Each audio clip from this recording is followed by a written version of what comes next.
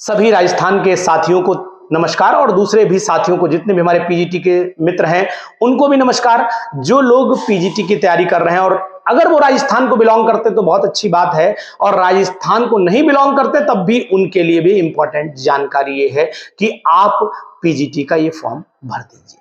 आपसे मैं जरूर कहूंगा कि अगर आप ये राजस्थान पब्लिक सर्विस कमीशन का फॉर्म भरते हैं तो उसमें सबसे इंपॉर्टेंट बात यह है कि आपको एक बार फाइट करने का मौका जरूर मिल जाएगा, क्योंकि कारण यह है कि दूसरी फाइट से पहले कुछ फाइट और कर लेनी चाहिए जिसने आपके अंदर एक जज्बा पैदा हो जाए। तो जितने भी राजस्थान पब्लिक सर्विस कमीशन की तैयारी कर रहे हैं सभी लोग इस फॉर्म को भर दें, और साथ ही साथ अदर स्टेट के लोग भी राजस्थान पब्लिक सर्विस कमीशन का फॉर्म भर दें, जहां पर लेक्चरर ग्रेड की केमिस्ट्री की भी वैकेंसीज हैं।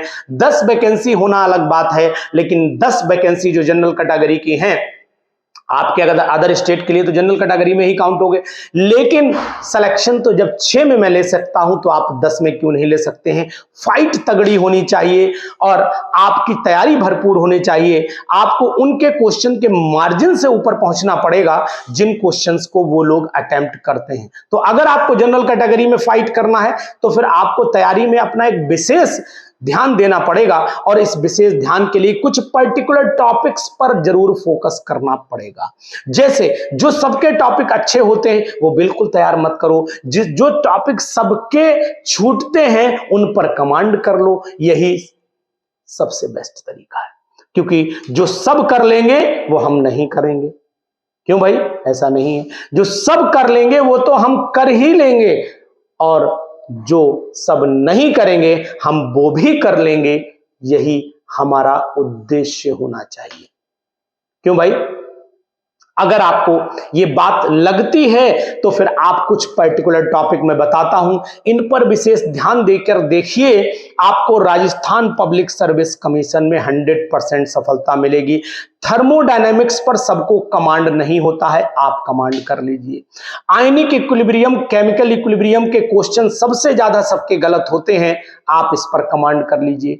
सॉल्यूशंस के क्वेश्चन बहुत लोगों के गलत हो जाते हैं, थ्योरी सही हो जाती है, इस पर कमांड कर लीजिए। इलेक्ट्रोकेमिस्ट्री का जो थर्मोडायनेमिकल पार्ट है उस पर कमांड कर लीजिए। आप जो टॉपिक बता रहा हूं नोट कर लो। स्पेक्ट्रोस्कोपी के कुछ विशेष बैंड्स हैं उनको याद कर लीजिए, कुछ फोटो केमिस्ट्री की जो रेंज है वो याद कर लीजिए, कुछ फार्मूले याद कर लीजिए। आपको डाइज और ड्रग्स पे सबके क्वेश्चन सही हो जाते हैं, लेकिन स्ट्रक्चर बहुत लोगों के गलत हो जाते हैं, तो इनके स्ट्रक्चर भी याद कर लीजिए। यही सफलता की छोटी सी कुंजी है आपके लिए।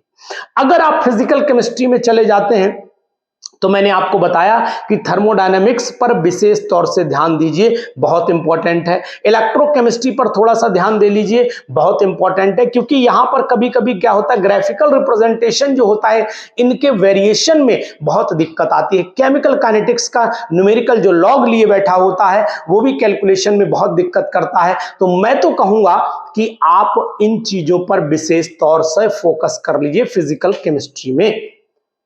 और फिजिकल केमिस्ट्री में देखा तो मैंने भी अब आपको बताया, केमिकल और आयनिक इक्विलिब्रियम पर कमांड करिए, जो सबको नहीं होता है। वैल्यूज कुछ इतनी प्रैक्टिस कर डालिए कि आपको याद हो जाए। और उसी के साथ साथ मैं तो आपसे ये भी कहूंगा कि अगर ऑर्गेनिक केमिस्ट्री में है तो ऑर्गेनिक केमिस्ट्री में जनरल सभी लोग जो है वो रिएक्शंस को पढ़ लेते हैं, लेकिन आप रिएक्शंस को न पढ़ करके जो हॉट्स होते हैं, हाई ऑर्डर थिंकिंग क्वेश्चंस होते हैं, उनको जाकर के पढ़िए, उनकी मैकेनिज्म को पढ़िए, उनके ऊपर जो रिएक्टेंट के साथ जो कैटालिस्ट लग रहा है उसको पढ़िए, टेम्परेचर कौन सा हो रहा है, इसमें स्टीरियो इफेक्ट कौन सा आ रहा है, यानी स्टीरियो केमिस्ट्री उनकी क्या है। इनके क्वेश्चन बहुत सारे लोगों के गलत हो जाते हैं, तो इन पर बहुत ज्यादा फोकस करिए। और इनऑर्गेनिक केमिस्ट्री में या तो डिट्टो आंसर आएगा या नहीं आएगा, इन चीजों पर भी आपको विशेष तौर से ध्यान देना पड़ेगा। जैसे मैं बात करूं कि एस ब्लॉक में चले जाइए तो कुछ कंपाउंड और उनके स्ट्रक्चर्स को जरूर ध्यान दीजिए, उनकी ऑक्सीडेशन स्टेट को जरूर ध्यान दीजिए, उनके रिड्यूसिंग करैक्टर और ऑक्सीडाइजिंग करैक्टर को ध्यान दीजिए,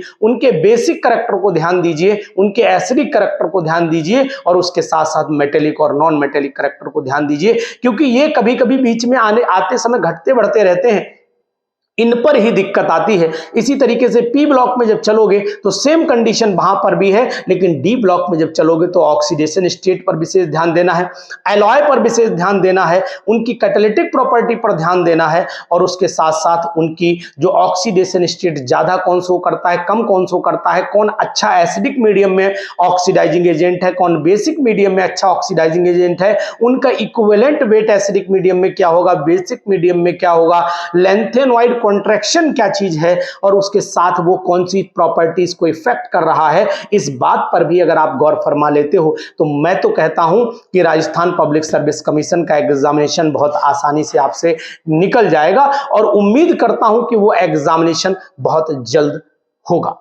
तो इसलिए आपको जैसे ही यूपी पीजीटी का अनाउंसमेंट होगा उसी के साथ राजस्थान भी धड़ाम से गिरेगा, उसी के साथ उत्तराखंड भी होगा एग्जामिनेशन की बौछार आपके ऊपर होगी, आपको एक कॉन्फिडेंस पैदा होगा और ये त्योहार आप मनाएंगे, क्योंकि एग्जामिनेशन का त्योहार आने वाला है, और इस एग्जामिनेशन के त्योहार का आप भी एक हिस्सा बन जाइए, क्योंकि इस जीत में आपकी जीत जरूर शामिल होनी चाहिए। इस उद्देश्य को लेकर के ये जो मैंने टॉपिक बताए हैं ये पर्टिकुलर स्पेशल तरीके से तैयार कर लीजिए। अगर आपने स्पेशल तरीके से ये टॉपिक तैयार कर लिए तो 100% आप आरपीएससी के एग्जामिनेशन को तो निकालेंगे ही निकालेंगे, साथ ही साथ आप निकाल देंगे यूपी पीजीटी का एग्जामिनेशन, आप निकाल सकते हैं जीआईसी लेक्चरर का एग्जामिनेशन, और अगर आप उत्तराखंड को बिलोंग करते हैं तो आप उत्तराखंड के एग्जामिनेशन को भी 100% क्वालिफाई करेंगे अगर आपने पर्टिकुलर टॉपिक तैयार कर लिए। अगर इन टॉपिक्स पर आपने विशेष तौर पर अपने मेहनत करके डाल दिया तो मान लीजिए कि एग्जामिनेशन आपका अपना हो जाएगा। तो फिर बिल्कुल देर मत करिए, इन टॉपिक्स पर जरूर विशेष तौर से ध्यान दीजिए, क्योंकि ये टॉपिक आपकी लाइफ स्टाइल को चेंज कर देंगे। अभी तक आप पीजीटी थे, आज गवर्नमेंट पीजीटी बन जाएंगे, ये निश्चित है। तो लगाइए जोर इस बार, और मैं तो कहता हूं निकाल दो एग्जामिनेशन इस बार। आरपीएससी के साथ यूपीएससी भी निकले जीआईसी लेक्चर का, और यूपी पीजीटी चयन बोर्ड का भी निकलना चाहिए। लगा दो जोर, मौका मिलेगा आपको 2025 में इस एग्जामिनेशन की बरसात का। तो इस बार दिए दीपावली पर जलाए थे, अब की बार एग्जामिनेशन क्वालिफाई करने के बाद जरूर दीपक जलाना। क्यों? क्योंकि सफलता अब आपकी निश्चित है। जो इस वीडियो को देख रहा है 100% ईश्वर से कामना करूंगा कि आप विजयी होंगे, क्योंकि आप हमारी इन बातों को फॉलो अगर करेंगे तो 100% आपको सफलता मिल जाएगी। तो दोस्तों तैयार हो जाइए परीक्षा की तैयारी के लिए, और ये टॉपिक विशेष तौर से तैयार कर लीजिएगा जो मैंने आपको आज की इस वीडियो में बताया। धन्यवाद।